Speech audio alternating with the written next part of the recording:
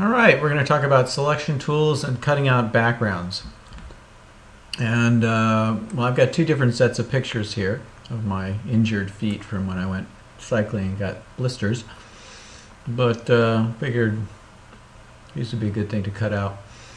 And there's lots of different selection tools. I mean, we've got these, sort of regular selection tools where you've got the free select, which allows you to sort of select around things, and the circle select, which is circle and rectangle, or ellipse and rectangle, which are sort of set. Fuzzy select we'll talk more about.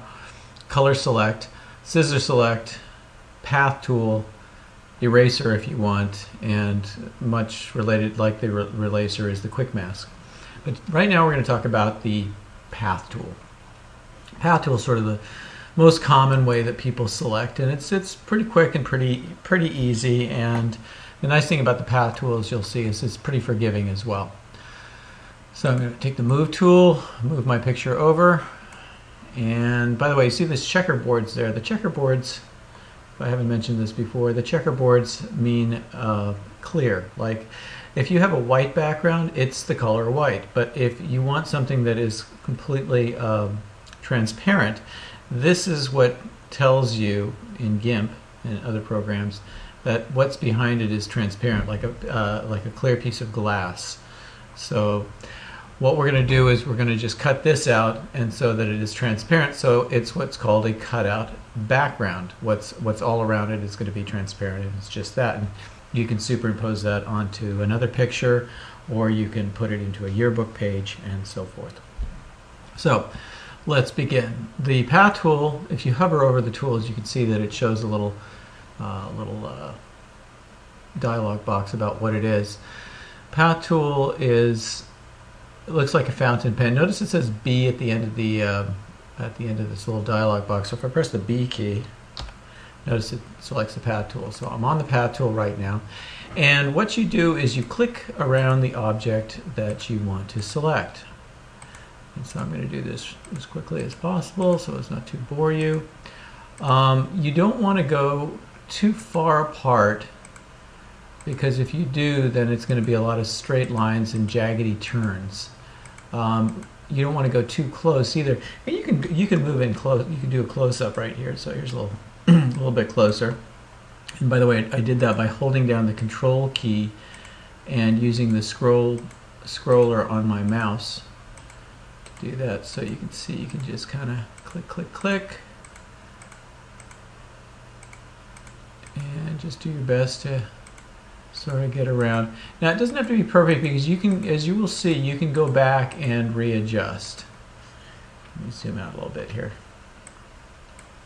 Okay.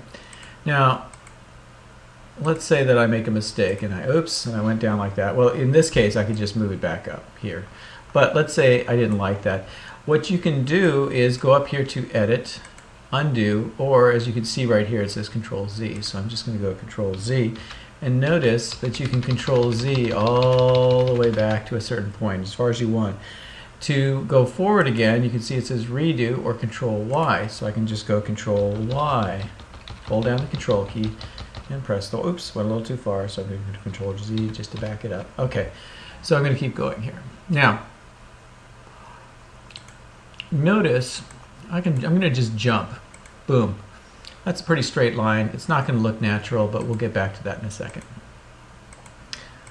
Okay, so I'm almost at the end. Now, when you're close to the end, don't connect them, because what you're going to do is you're going to come over here to where it says Selection from Path, or you can go up here to where it says From Path, Select from Path. So what you can do then is, well, I'm just going to do it right here. It's also Shift V, but once I click on it, watch what happens. You get the marching ants. Now, at this point, you can adjust things. Now, let's say like I don't like this bump sticking out right here. I can just move it in a little bit. Notice this straight line here. I'd like it to curve a little bit. So what I'm going to do is I'm going to just do that, and I'm going to bring this over a little bit. And so you can drag these little things out, so you can actually put curves and lines that are already there.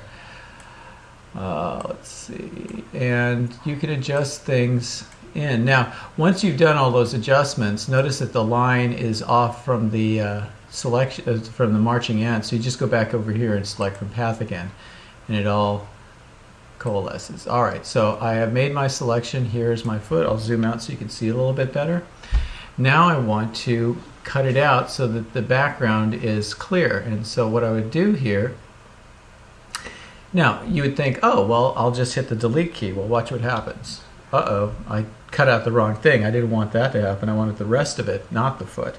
So Control Z to bring it back. Go up here to select and choose invert, Control I, and then hit delete. Control I, what invert means is whatever I've selected, do the opposite. Select the, so if it's selecting the inside, select the outside. If it's selecting the outside, select the inside of the selection. So now when I hit delete, you can see there's my foot.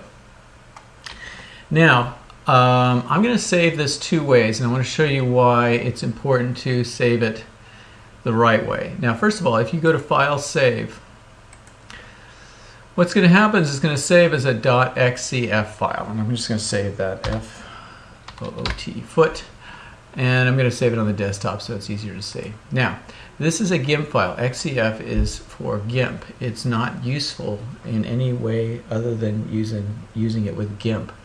It's not a bad thing to save things as a GIMP file, but if you want to use it, say, in a yearbook page, you have to save it as something else. So first of all, I'm going to click here and I'm going to say Save. Okay, so now it is saved, and you can see right here, there's the GIMP file, and there's a little fox or whatever that is showing that it's a GIMP file. Now, a lot of times people will say, oh, I want to save it as something else. Well, in this case, you're going to have to export it. So we're going to click on Export.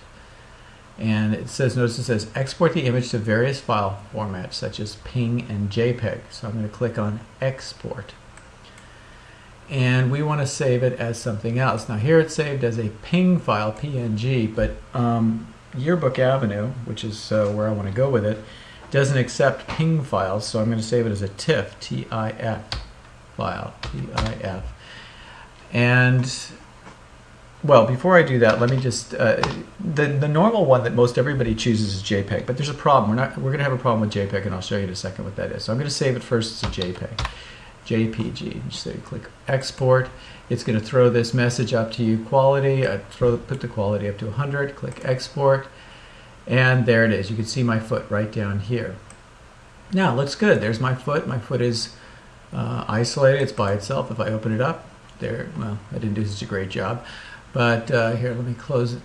I'm just going to make that smaller. The problem here with this foot is, notice that the background is white. We don't want the background to be white. We want the background to be clear. So let's go back again, and we're going to choose File, Export. And this time we're going to save it as a TIFF file, T-I-F. Now, watch what happens. It's going to click Export. Come on. There we go. It's going to give you this compression thing. Just select None, select Export. And now notice the difference here. You can see, I don't think if I open it you're going to see any difference. It looks white. But right down here, side by side, if you look at these two, you can see this is the JPEG, and it says JPEG, and this is the TIFF file. And with the TIFF file, when I import it into something, it's not going to have a background. It's just going to be the object, and that is the whole point of saving it as a TIFF.